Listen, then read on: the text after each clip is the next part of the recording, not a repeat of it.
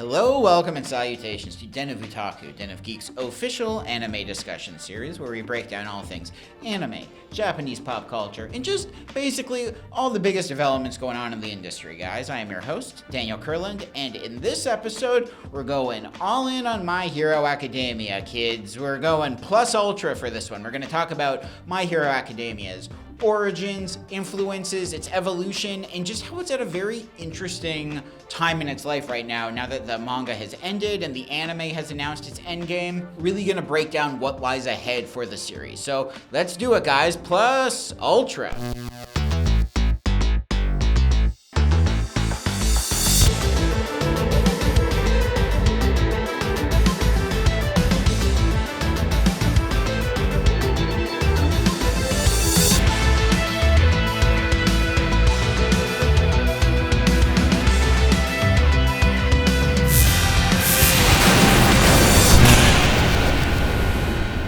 This episode of Den of Otaku is powered by Razer. Stick around to find out more.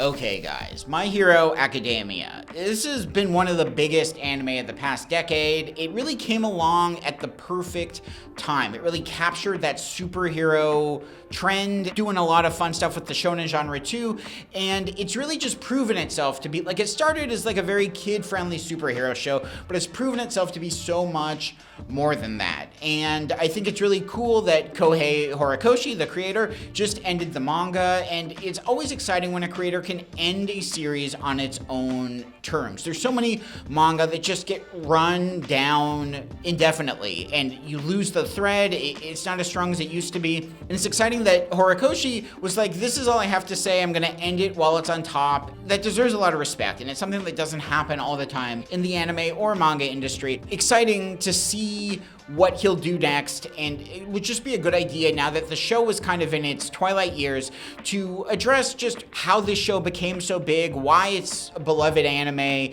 and just some interesting details about the show that you may or may not know about. And like I said, I think it's very cool that it started as like a very kid-friendly show that was focused on like young kids in school. It's progressively evolved over time. Like, I'm honestly surprised at how mature some of the later seasons have got. And I mean, it's always smart when an anime can do that and just evolve with its audience. I mean, there were 7 seasons of the show, so if you started watching when you were like 13, you'd be 20 by the end. It's a very different age group, and it's been smart that My Hero Academia has been able to take advantage of that, play into that, and tell stories that are progressively more adult in a way that respects its audience, keeps its audience engaged, and just, you know, isn't afraid to do new things and do stuff that might have seemed outrageous in the first season, but now makes a lot of sense. To kind of turn the clock back though, I think it's important to understand how My Hero Academia came to be, because not everyone hits a success right out of the park.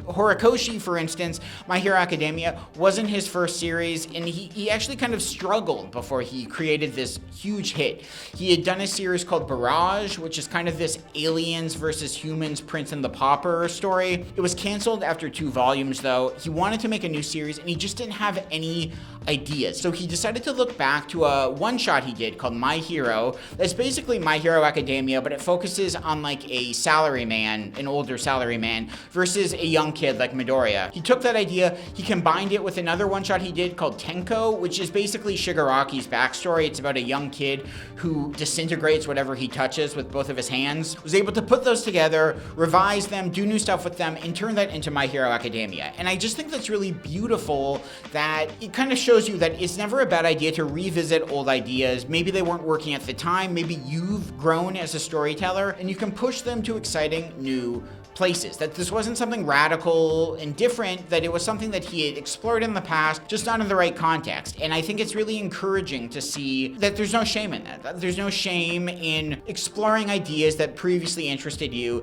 if you can do something new with them. And it's kind of incredible now that My Hero Academia, which is one of the most popular shonen series of the decade, that it started by him kind of cobbling together these odds and ends from previously in his career that he kind of wrote off as just like interesting oddities, but not something that would be a sustaining series that could become this huge franchise. And so it's interesting that My Hero Academia started in that place and has become something so different. Also, just some of the interests that Kohei Horikoshi was dealing with to make My Hero Academia kind of just show his versatility as a storyteller. He has a lot of North American influences in My Hero Academia. There's a lot of Spider-Man, X-Men, and Star Wars in the series, which are very identifiable. But also, there's a lot of Japanese touchstones too. He was a fan of Dragon Ball, Naruto, Ultraman, Kamen Rider, and just kaiju media as a whole. And all of those are really eclectic tastes. You can definitely see them in My Hero Academia, and I think it's helped it become just so much more than a superhero series. It's so much more than that when you have all these different diverse tastes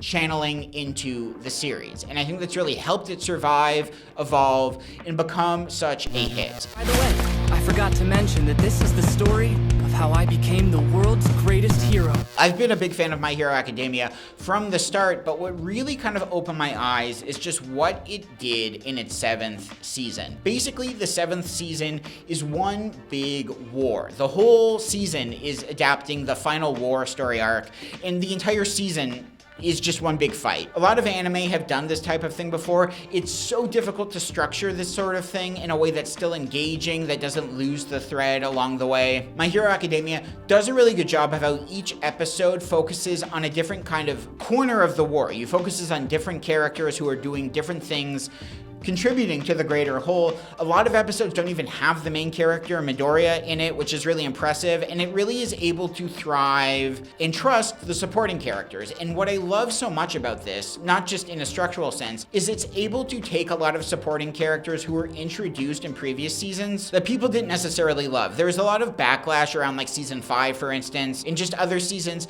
that have introduced new characters that were fun, but didn't necessarily amount to anything. And this season does a really great job of bringing all these old characters back, truly bringing everyone back, as if this was always the plan, and really giving them a purpose. And one of the biggest themes in My Hero Academia is how anyone can be a hero. And this season really hammers that in just by bringing all of these old characters in and giving them a proper showcase. It's really cathartic to see these people that you never thought you'd see again return to the fray, and not just contribute, but like be heroes and contribute as much as Midoriya does. And not only is that engaging storytelling for season 7, but it retroactively makes those earlier seasons hit harder. A lot of people didn't want to rewatch those seasons because they felt like these odd outliers. They suddenly have a lot more weight because you understand what it's building to, a fuller arc for these characters, and that's really kind of beautiful. And another thing that this season does so well is it really emphasizes the idea that it's important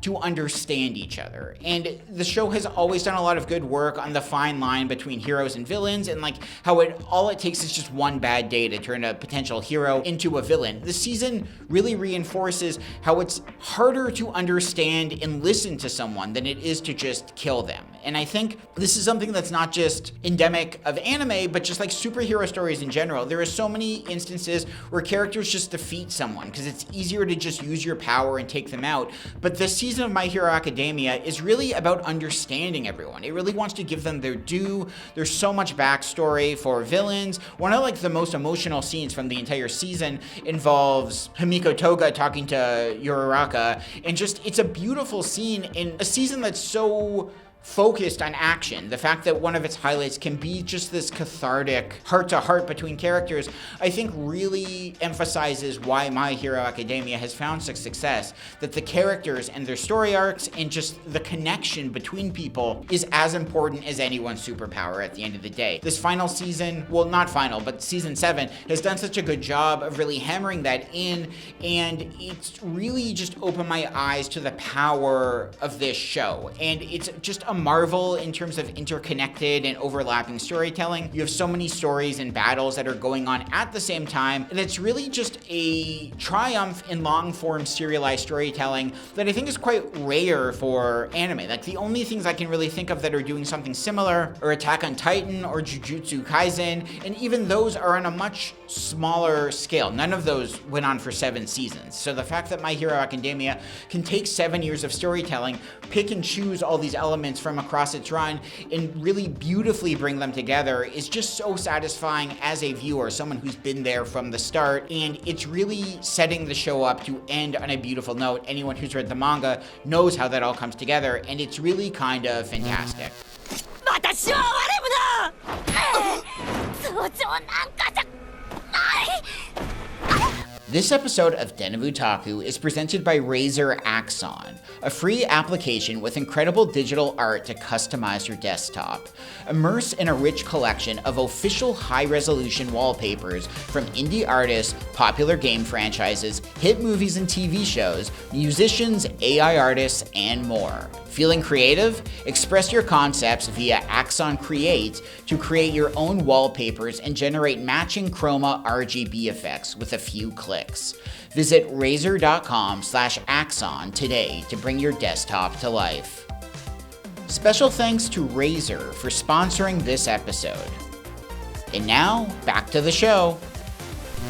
This year has been big for My Hero Academia because the 7th season aired, but they also released their 4th feature film, You're Next. Anime movies can always be a really mixed bag. Sometimes you get these like standalone frivolous stories that don't feel necessary. Sometimes you get canon adventures that need to be seen in order to understand what's next in the anime. Sometimes you get just like recap films too that are kind of just like soulless money grabs at the end of the day. My Hero Academia does a good job that they're technically standalone stories that you don't need to watch in order to understand the anime, but they still work hard to exist in the canon. They still fit and contribute to the greater whole, and they all do a really good job of that. That you don't need to watch the movies, but if you do, you're better appreciating what's going on in the anime. And despite how they're standalone stories, I think they really do triumph when it comes to the themes that they're putting forward. And the 4th film, You're Next, it really meshes well with the 7th season in terms of some of the bigger ideas that the franchise is exploring. In You're Next, you get an All Might doppelganger named Dark Might, who is just like an evil double. This is a very popular idea that tons of anime have done, everything from like Dragon Ball to Detective Conan. It's a really popular idea, but what's interesting about You're Next is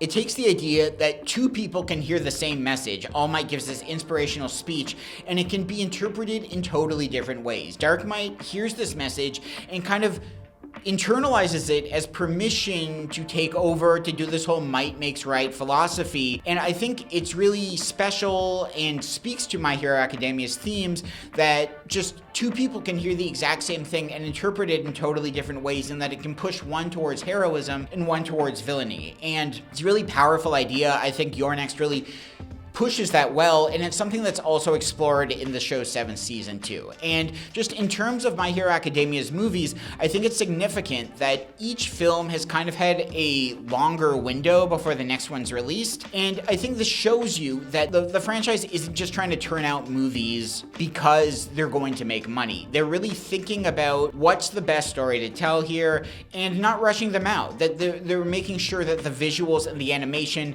can rise to the occasion and really do these stories justice. Sometimes you see franchises that just turn out movies. Like every year, every 2 years, you're getting a movie. My Hero Academia is not doing that, and I think it's a testament to how much these storytellers care about the franchise, that they're not just coasting on the show's success, that they really are working hard to tell stories that make sense for movies, that are cinematic in nature, and aren't just something you could fit into an OVA or a few episodes of the anime. And I think fans recognize that. Each of the 4 feature films have really performed well, and no one is exhausted, that they're still exciting event things, and if you were turning these out at a much faster pace, I think you would notice a cheapness to them, that they would maybe start to feel inauthentic. I mean, it's difficult when you have series like One Piece and Dragon Ball that have like dozens of movies. They begin to feel a little more disposable. My Hero Academia never gets into that situation. And to kind of go off of that, they've just announced that the final season of My Hero Academia, season 8, will be the end. And there was some debate on whether they would do a shorter season or a movie to wrap up the series, because there's not a lot of manga left to adapt. I think the show really deserves respect that they're going the anime route, because it would be an easy way to make money if you decided, okay, My Hero Academia series finale will be in theaters. You have to buy a ticket to see how this story ends. That would make money easily. There's no question that that would be a successful film. But the fact that they were choosing to instead do a shorter season and really focus on episodes that get what needs to be done is a real testament to, again, respecting the narrative and wanting to go out in the best way possible. It's kind of the antithesis to what Demon Slayer has done. I mean, I'm a Demon Slayer fan. I think Demon Slayer is fine. But the fact that they're almost doing the opposite approach, that they've announced that their ending is going to be a trilogy of movies, really feels kind of gratuitous, or that they just want to get people's money in the end. Demon Slayer has really kind of been missing its mark when it comes to movies they put out, which are just kind of compilation of episodes. But I think people can recognize that, and that it can kind of feel manipulative. And the fact that My Hero Academia isn't going this route, that they're choosing to go an episodic route, will connect with fans and really show them that their best interests are at heart. And there is, at the end of the day, a nice level of symmetry going on, that My Hero Academia's first season was a shorter season, its last season will be a shorter season. That kind of bookends the series in a really authentic way. And just the fact that they're not extending this, that they're choosing to end when the story's over, rather than drawing this out, turning a short story arc into a full season, or milking that beyond its natural endpoint, wouldn't feel right. I mean, it's not what Horikoshi did for the manga, so the anime shouldn't do that either. And it's really nice to see that it'll end on a confident note. 8 seasons is a great run for a show, and it's good that just the final season will presumably not be seen as a misfire, that it's going to end on the strongest note possible and really do the brand justice. Second. Third.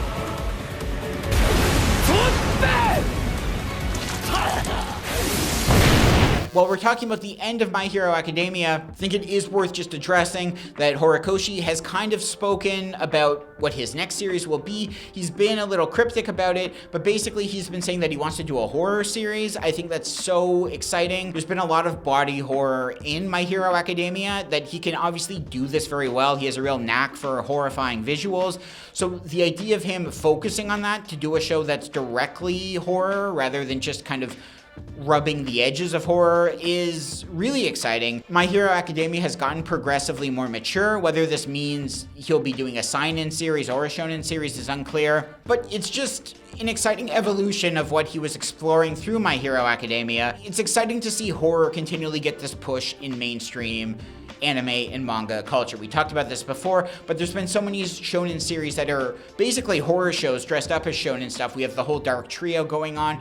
The fact that Horikoshi could create the next big shonen show that is actually a horror series is really cool and really validating for horror fans, and I think we'll just kind of put more focus on horror too. If people like Horikoshi can go all in on horror, a lot of other creators are going to do that as well. And I think it's just more and more a viable storytelling genre. And if Horikoshi can do that, that's really incredible. I think it'll be interesting to see what comes of that, if he does end up doing this horror thing or pivots in another direction. But we'll keep you updated on it, and definitely it's going to be something we talk about in this series as we get more going on. It's majestic. It feels like a nightmare. This can't possibly be happening, right?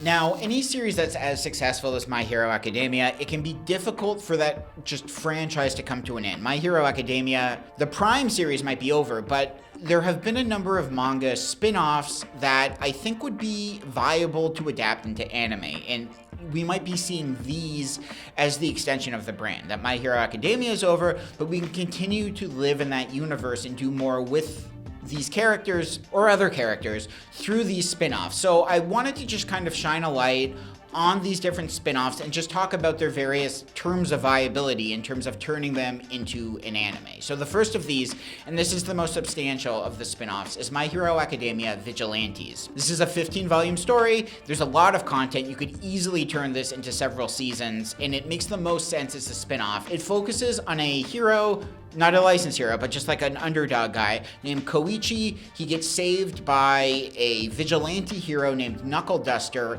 who pulls him in and says, you could be a vigilante too. And so it's basically, you still have heroes fighting villains, but it's like they're not beholden to the same legislation as the pro-hero society. They can kind of do their own things. It's much darker in nature, like Watchmen and Dark Knight Returns are kind of its inspirations. And so I think that makes sense to it. Just as how My Hero Academia got darker as it went along. If you're to do a new series, it makes sense to kind of keep that energy. And My Hero Academia Vigilantes is a great way to do that because it is just have a darker vibe to begin with. It's a prequel to My Hero Academia, so it's exciting to see certain big characters from the main series get an expanded role in this prequel. Like Hero Killer Stain is a really big character and you get bigger context on him. So I think that makes the most sense. This is a popular series with a lot of material to expand, and to do a prequel is a strong way to kind of return to this universe without breaking anything that happens in the final season. Sometimes when you do a sequel, there's always the worry of ruining what was done or being like, are we gonna get Midoriya? Is Midoriya gonna come back? And whether that feels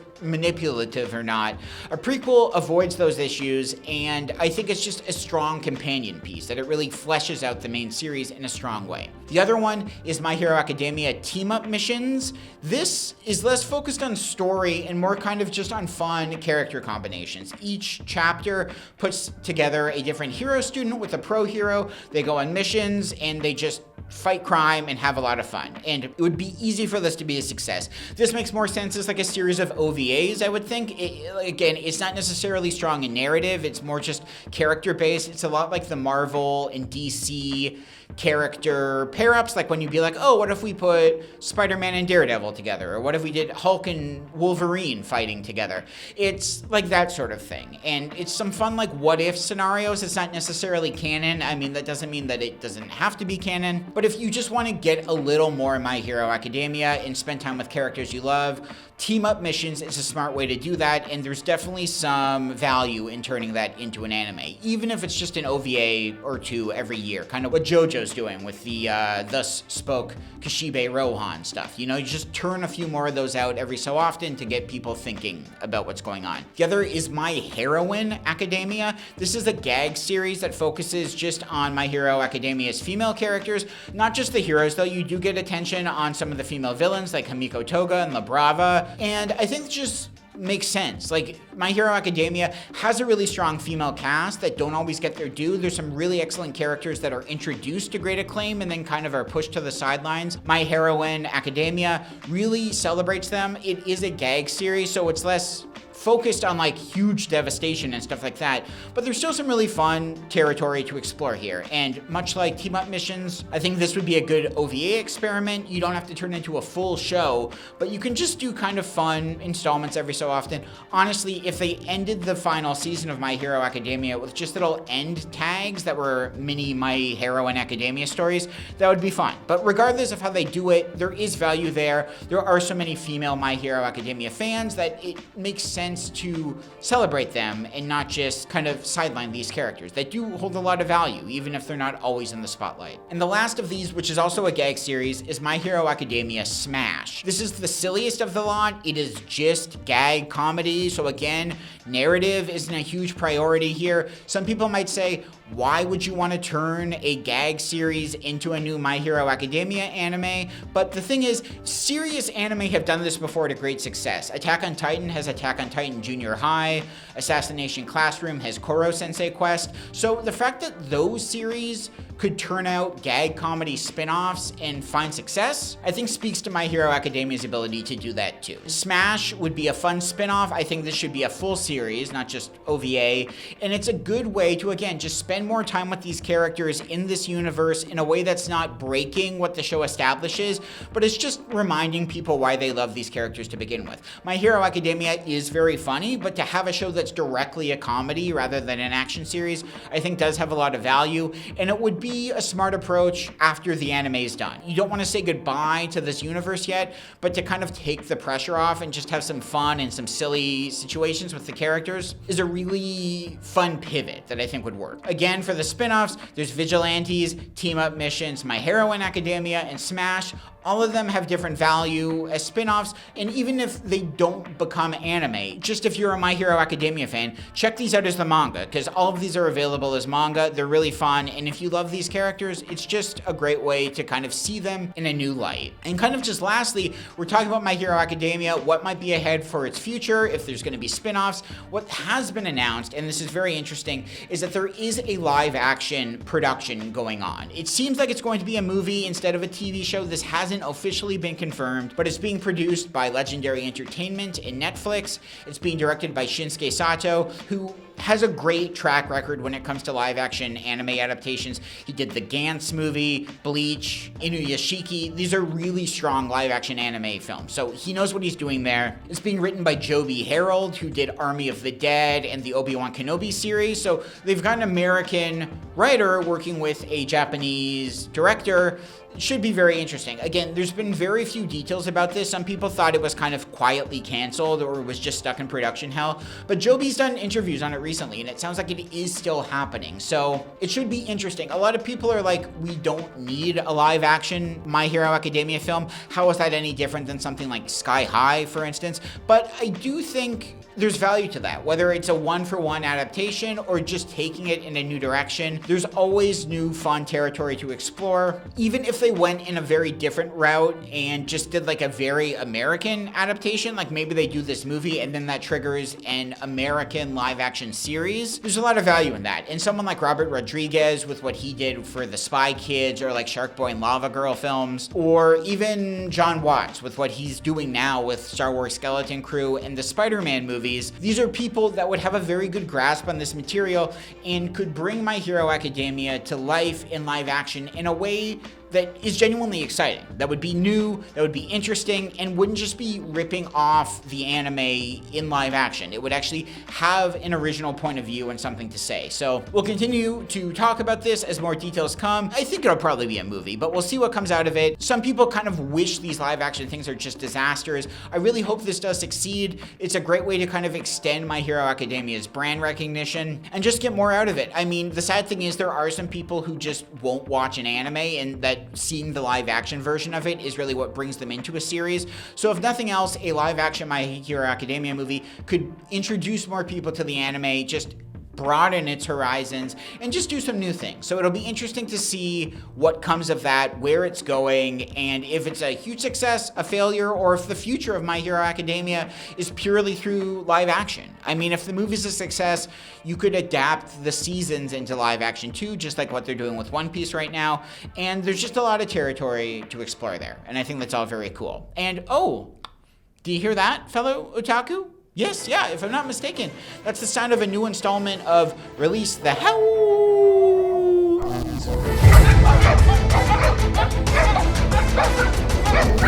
Okay, guys, Release the Hounds. Release the Hounds is our dedicated physical media segment. Do you remember physical media before everything was algorithms and streaming and Zaslavs? Physical media still plays a really important role in anime. Some series you can only find on physical media. Some series have been remastered and look better than ever on physical media. And it's just a really important product. So we want to highlight that whenever we can. Because we're celebrating My Hero Academia here, I wanted to highlight 3 shows that are very much in line with My Hero Academia. They're all superhero series, and they're just really nice companion pieces to My Hero Academia that explore similar territory, but still do something new at the same time. So the first of these is One Punch Man, seasons 1 and 2 on Blu-ray. One Punch Man is so much fun. It's a great series. A lot of people who aren't anime fans can still appreciate this. It's basically much like My Hero Academia. It's set in a world where superheroes are omnipresent, they're all over the place, and they're kind of regulated by a hero association. So like when a natural disaster happens, when a monster attacks, they're like, okay, this is an S-level monster, let's get the S-level heroes to deal with it. This is a B-level threat, let's send out our B-level heroes. And it focuses on a character, Saitama, who is the titular One Punch Man, and basically he's just so powerful, he defeats everything in a single punch. And this frustrates him. He just wants a challenge. He wants to face something that's actually powerful enough. And this is a really funny premise that the show gets a lot of fun with. It's a very clever satire of the superhero genre and the shonen genre, but still does have excellent action at the end of the day too. Like, it's a funny show, but it's not just a comedy, to be clear. It uses that comedy to kind of inform its stakes. And there's a 3rd season coming out, so I think it's a great time to kind of check out the first 2 seasons on Blu-ray, get caught up before season 3 comes. Huge wait until season 3. So the fact that it's finally happening, I think, has a lot of people excited. If you've been on the fence with this show and weren't sure if it's worth checking out, now is the time to do it. またワンパンで終わっちまった。 The next series is Tiger and Bunny, Season 1 on Blu-ray. Tiger and Bunny is, again, very similar to My Hero Academia. It's set in a world where superheroes are commonplace, but in this time, they're all corporate sponsored. In order for a superhero to succeed and operate, they need corporate sponsorship. So it's kind of like the Superhero Registration Act in Marvel, or like what's going on with Suicide Squad in DC, shades of that, but the idea that superheroes want to do good, they want to help people, but they can't do that if they don't have corporate help and funding. And that's a really interesting angle to explore. It's set in the city Sternbild. It focuses on a team of superheroes, Tiger and Bunny, and just how they can carry out their acts, how they can be heroic, while also towing the line with these corporate entities. There are 2 seasons of Tiger and Bunny. Only the first season has been released in the United States on Blu-ray. You can still find the second season on Blu-ray. There are Japanese releases that are region-free, so they will work on a region-free Blu-ray player, on a DVD player, but just be aware of that. So we're focusing exclusively on Season 1, but Season 2 is available if you watch this and really like it. You just have to do a little digging to find it on the internet. Telling ya, I can't work with this guy. I am not a bunny. I don't talk like that! And the last of Release the Hounds is 2010's Heroman. Now, Heroman is an interesting entity. It started as a manga before it was turned into an anime by Studio Bones, the same company that does My Hero Academia. So not only are they both hero shows, they're both done by Studio Bones. Heroman was created by Stan Lee, and it's a very interesting relic that it's Stan Lee interpreting anime and manga trends and trying to do a version of this. That there are so much anime and manga that are in dialogue with Western culture. My Hero Academia borrows a lot from Stan Lee himself. So the idea of someone like Stan Lee trying to take what he knows about the industry and turn that into a manga is very interesting. And the anime is not like a one-for-one adaptation of the manga, but it has all the same story beats. It's really cool. It focuses on a young boy named Joey Jones, who is very much cut from the same cloth as Peter Parker. He's like a very every guy kind of thing. And basically, there are mass-produced robots named Habo. He wants to buy a Habo so he can fight crime and protect his family and friends, but he can't afford one on his meager salary. He suddenly finds an abandoned Habo that a bully discarded. He names it Heroman, but he can't get it to work. His Habo doesn't do anything. But one day, it's struck by a strange bolt of lightning, and it turns into a giant robot. So Joey, with his new Heroman Habo, they fight crime, they help their friends, they battle against these evil insectoid aliens known as the Scrug that are unknowingly summoned to Earth by Joey's science teacher. So you have a bit of that like Norman Osborn Green Goblin element going on too. It is just a really fun series. Like I said, if nothing else, it's interesting to see what Stan Lee does with a manga trope, what he's doing with the mecha genre, how he has interpreted this sort of thing, and what he's doing with it. Now, what's interesting about Heroman is it was supposed to be a Disney XD series. There were ads for it on Disney XD. It was getting ready to air, and then just at the last minute, they didn't. This might have something to do with how the show wasn't a huge success in Japan, so English markets kind of got cold feet and decided not to go forward with it. At the same time, there is no English dub for it, but it's indicated that one was produced, so there have been people that have been trying to find the English dub as this form of lost media, whether it's out there online or not. But it's interesting that Heroman was really supposed to be this big Disney XD hit akin to something like Big Hero 6, but got rejected at the last minute. And because of that, there isn't an official North American release for Heroman. That being said, you can still find the DVD and the Blu-rays on eBay, online. There's 26 episodes that are split into 13 releases, so that's a bit of a commitment. I would recommend checking out some of the show first before buying, just to make sure that you like it and that it's doing the sort of things that you're into. But it is such an anomaly and this interesting relic that takes Western superhero culture and combines combines it with anime that I thought it was worth highlighting. Even though it doesn't have a technical, official US release, you still can get it and you still can watch it on North American hardware. You just have to do a little more digging and be a little more vigilant in that regard, but it's out there. Believe me, it's out there. So once again, for Release the Hounds, we have One Punch Man Seasons 1 and 2 on Blu-ray, we have Tiger and Bunny Season 1 on Blu-ray, and Heroman on Blu-ray, but you just gotta dig for it a little bit. This is a robot with superpowers. Hero Man!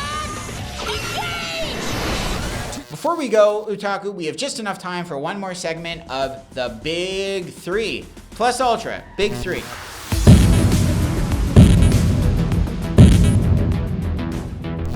The Big Three is our way of just shining a spotlight on some anime miscellanea that's perhaps slipped through the cracks. There's so much anime out there, it's impossible to be on top of everything, and this even applies to a franchise like My Hero Academia. So I thought it would be fun to do a Big Three that's specifically focused on My Hero Academia, and just focus on 3 of the more obscure releases associated with it that might have slipped by you if you've just watched the prime anime of it. The first of these is Training of the Dead. This is an OVA installment that basically is like Marvel Zombies but My Hero Academia. It puts the heroes in a training situation where they're fighting zombified versions of themselves. It's very fun, it's very frivolous. There's a character named Romero in it that's clearly going for like George Romero vibe, so it knows what it's doing. It's very like having fun with not only shonen and hero tropes but also the horror genre. It's always fun when an anime can kind of give itself a genre turn, and in this case, like My Hero Academia fits in quite well with horror.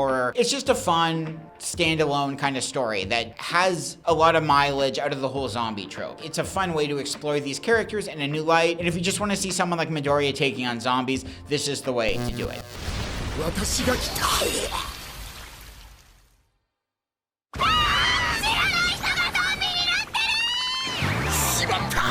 The next is another OVA, Hero League Baseball. Now, what I think is such an interesting trend in anime is there's not only a lot of sports series, there's a lot of non-sports series that will do baseball episodes. Like Dragon Ball Super has a baseball episode, Excel Saga has a baseball episode. Anime just loves doing a baseball episode where you take your characters and put them on a baseball diamond. And basically, that's what Hero League Baseball does. It's just an excuse to get these characters using their quirks, but in the context of sports. Honestly, that's just really fun. It's fun to take these incredible powers that are used to fight crime and fight villains, but instead use them in a game of baseball. There's an anime called Tribe 9 that is like really extreme baseball, superpower baseball. This is basically Tribe 9, but with My Hero Academia characters instead. So if you love these characters and like sports, like baseball, this is just a fun way to kind of mash those worlds together and get some extra fun out of it.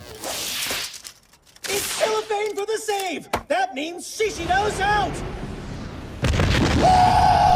And the last of the big 3 titles is My Hero Academia Heroes Rising. This is the second feature film for the series.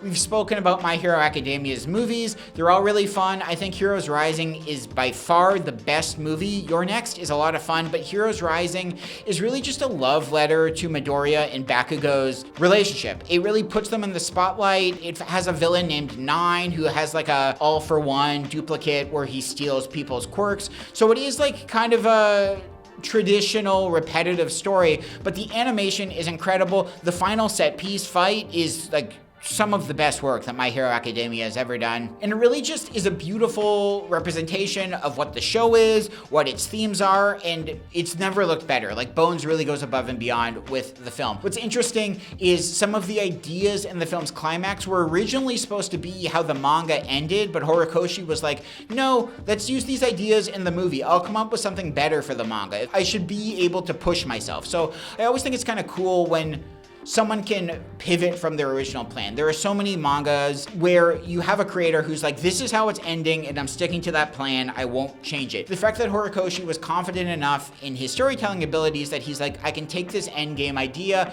put it in a movie and come up with something better is really just exciting. So again, this is a great movie.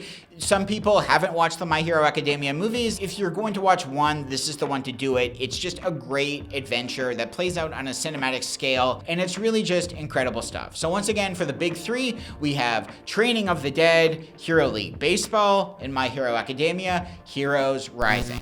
If I can't protect those two, then I can't call myself a hero! St. Louis, smash! And unfortunately, fellow otaku, that's all the time we have in this episode before I get isekai'd back to reality. We would once again like to thank you for going on this adventure with us, because without you, we've got nothing, baby. So thank you, plus ultra, and we'll see you next time, Space Cowboys.